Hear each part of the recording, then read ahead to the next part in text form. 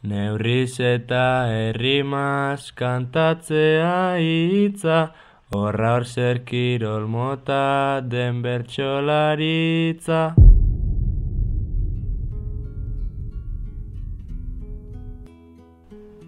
Hartu hitz bat, eta haize bihurtu. Ahoren forma eman esandakoari, eta entzundakoari belarriarena. Bertsoak ahoan bizi dira, ahotik hasten dira egan. Euskara eta Euskal Herria maite dutenek, errotiko sentimentu horiek kantuz adieraztea. Hori da bertsolaritza, kantua maitatzea.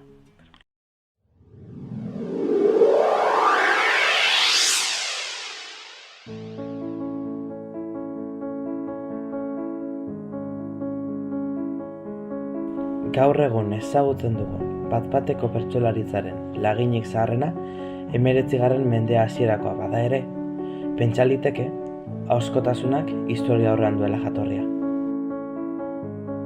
Eztabaida dialektikoa darabilen artearen adierazpide hau mundu osoko kultura askotan agertu da. Gaur egun, besteak beste, hor ditugu Alpujarrako trobo, Ameriketako Hegokonoko paiada, eta Kuako repentismo direlakoak. Baina, nola liteke bertsolaritzak horren beste urteren buruan oraindik ere zutik jarraitzea? Claro, ni nintzen gazte bat, nire Martinsak, nire koleta, txalekua, ezagizer, guraso erdaldunak, entzuten un kortatu, ertzaina, lapoia, barrikada, ezagizer, eta derrepente jun behar nintzen, frontoi batera bertzotara, eta nire moduko inorrez nun ikusten, ez da? Guain normala da, baina ordunez.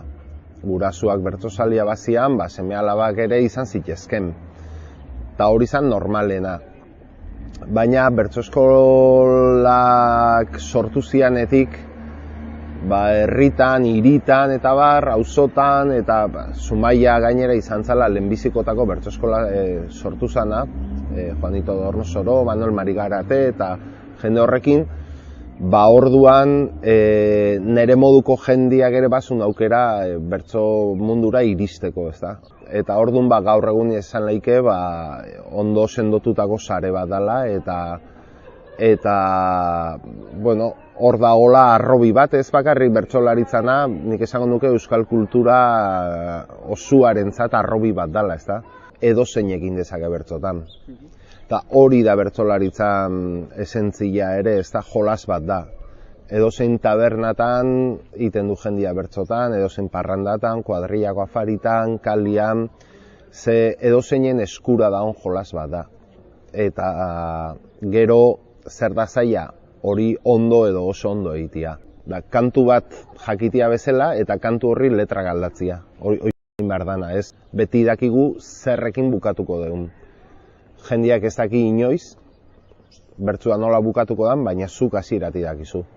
Eta hori da sekreturik handiena, ez da?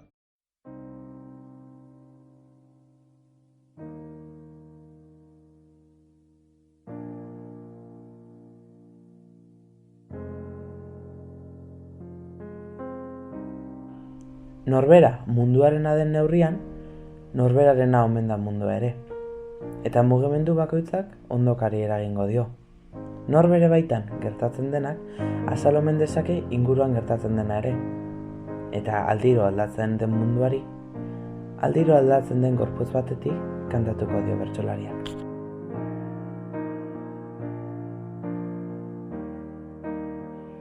Milurtekoetan zehar, bertsolaritza ahotsez ahots transmititu da, eztarriz eztarri gorri da.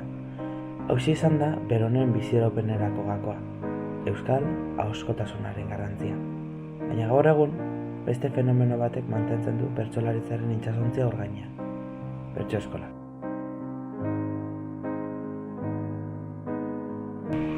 Mendez mende, urtez urte, egunez egun, mementuz mementu bertsolaritzaren ibaia beti jarraitu izan du aurrera. Baina behin, atzerriko sastrakek ibaia lehortuzten. Horretara, erreka berri bat bildu zen ibaira, bertso eskola. Bertsolaritza inoiz baino indartsuago, sastraka gainditu, eta ibaian aurrera jarraitu zuen. Orain, bertsolaritzaren ibai zabala, ez da soilik mendiko errekez hornitzen. Zerutik etorritako tanta bakoitza ibaia bera da. Intza sortu berritik, Mentidontorreko lehen urtantara. Tanta bakoitza babesteaz arduratzen da lehenengoa, aitzindaria.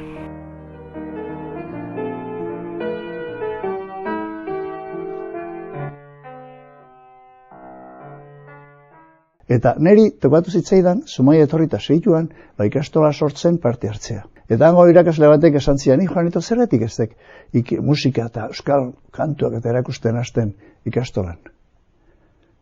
Nik orduan, baitzko esan nion, hartu pianoa, txen eukana, eraman nun ikastolako zeara, lokalea, eta ikastolan hasi nintzen kantuak eta erakusten.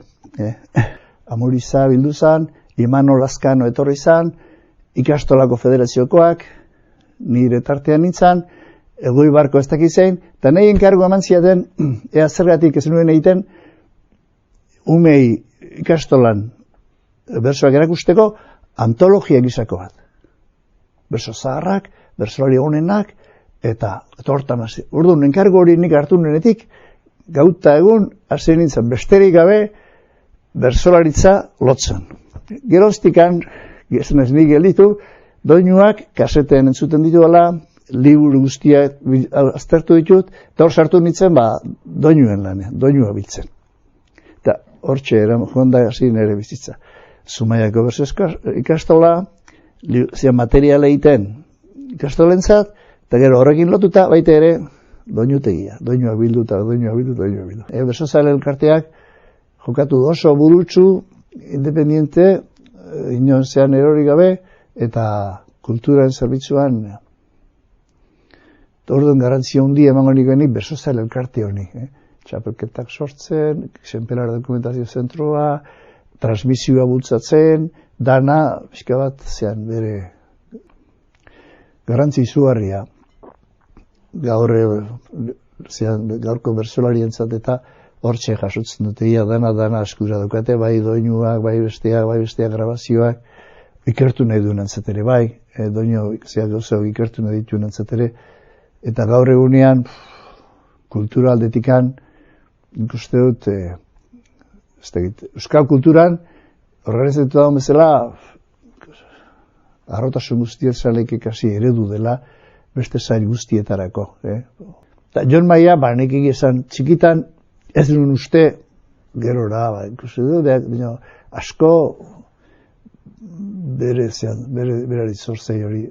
Gero beak inberdun lan asko. Zeran, zuk ematen diozu oinarri bat, eta bersoa ikaste ditu, eta zaletzen da, eta baina, gero, asko oso nerviosoa zen. Etik txapelketa joaten zanean da, eta botaka eta komunian da, eta trato txarra pasatzen zitula, egoibatzen naiz. Baina, aurrera egin nahi ere izugarria, eta gero erakutsi du. Juanito guretzat izan da irakaslia, aita bat, iaia, eta horrelako personak ez diala asko eoten, ezinbestekoa dira gure kulturaren biziraupenerako, ez da, dana musutruk, ez da, dana debalde egin duen persona bat, eta dana bertsolaritzak iraundezan, Euskal Herriak iraundezan, eta gure identitateak iraundezan, ez da. Hori nola baloratzen da, hori dirutan ere zenbat diru litzateke, lan hori egiten duen persona baten bizitza osua, ez da. Hori da jende berezi bat egoten dana, eta guzti horti auki genuen, Juanito etorri zala eta hundi Zumaira bizitzea, eta horren guri tokatu zitzaigun. Zure ustetan, esku honetan, aldago bersolaritza. Gu baino jende gazteagoak, abestea da baldintza. Beraz babestu egin beharko eman diguten jakintza. Urte luzetan jarrai dezagun, elkartuz doinu ta hitza.